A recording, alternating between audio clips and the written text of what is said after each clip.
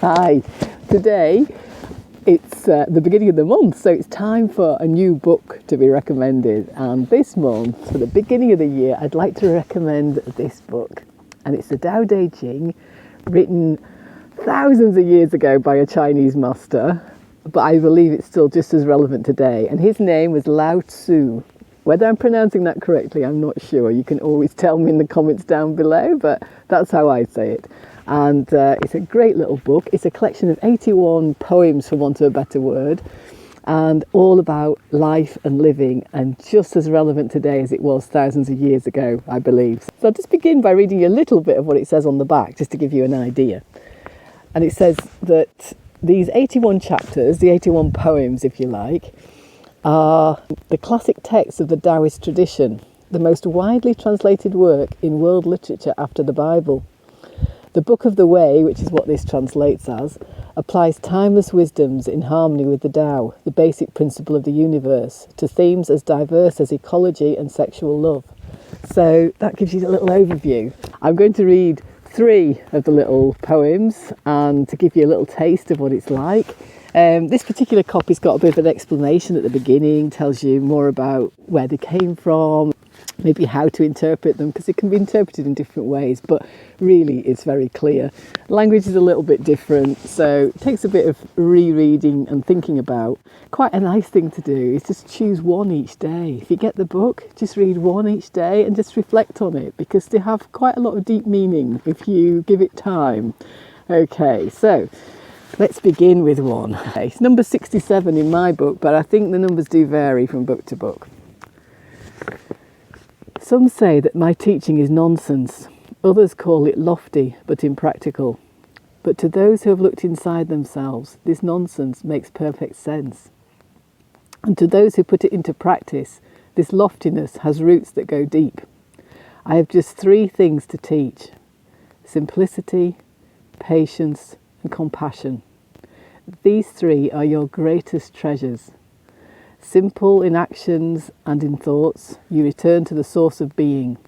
Patient with both friends and enemies, you accord with the way things are. Compassionate towards yourself, you reconcile all beings in the world. So interesting, isn't it? I just think you might be able to get something from that. Simplicity, patience, compassion. You know, just words, but with so much behind them, so much depth, and I think that can be related to day-to-day life and our life, even though this was written thousands of years ago, still very relevant to today. So another little one to read you. What is rooted is easy to nourish. What is recent is easy to correct. What is brittle is easy to break. What is small is easy to scatter. Prevent trouble before it arises. Put things in order before they exist. The giant pine tree grows from a tiny sprout. The journey of 1,000 miles starts from beneath your feet. Rushing into action, you fail. Trying to grasp things, you lose them. Forcing a project to completion, you ruin what was almost ripe. Therefore, the master takes action by letting things take their course. He remains as calm at the end as at the beginning. He has nothing, thus has nothing to lose. What he desires is non-desire. What he learns is to unlearn. He simply reminds people of who they have always been. He cares about nothing but the Tao, thus he can care for all things. So yes, there's quite a lot in there. It's a bit longer, and quite a lot of things that you might be able to relate to. I like particularly the bit, the journey of 1,000 miles starts from beneath your feet. I like that. That sort of, to me, is just anything you want to achieve, anything you want to do starts here and now. And by doing that, you may cover 1,000 miles, or you may, bit by bit, achieve the bigger picture. So yeah, I also like that, just from the very practical point of view. I like the idea of going on a long journey on foot, and the fact that you can just start from, say, outside your own front door and actually get somewhere. That's why I always like walks where you actually walk to another village or another town, and you're doing that under your own steam. So that's just something that I like the idea of. So I'm going to read one more. For governing a country well, there is nothing better than moderation. The mark of a moderate man is freedom from his own ideas, tolerant like the sky, all-pervading like sunlight, firm like a mountain, supple like a tree in the wind. He has no destination in view and makes use of anything life happens to bring his way. Nothing is impossible for him because he has let go. He can care for the people's welfare as a mother cares for her child. So, yeah, interesting. That's in relation to governing a country well.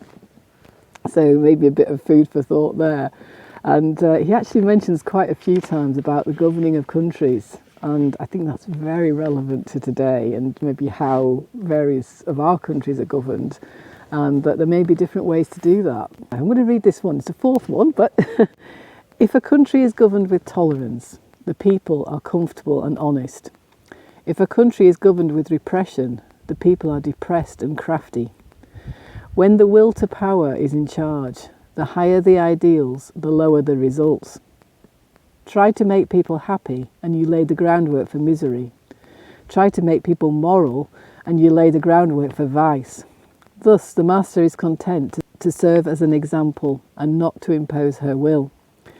She is pointed but doesn't pierce, straightforward but supple, radiant but easy on the eyes.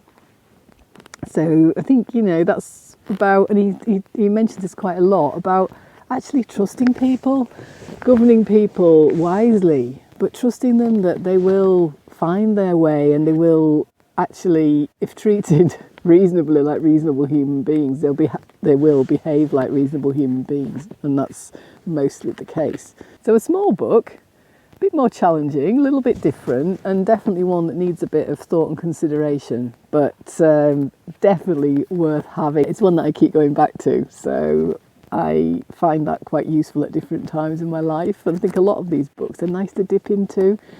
Of just feeling like you want a little bit of wisdom in your life, which sometimes can be hard to find, then books like that are good. It's nice to think that somebody wrote this thousands of years ago. Maybe you could say we haven't learnt that much, but I think a lot of people are learning, are waking up to things and knowing that they know inside. I think we all know inside the different ways of doing things. And of course, you can always get it out of the library as well. You don't always have to buy these books that I recommend.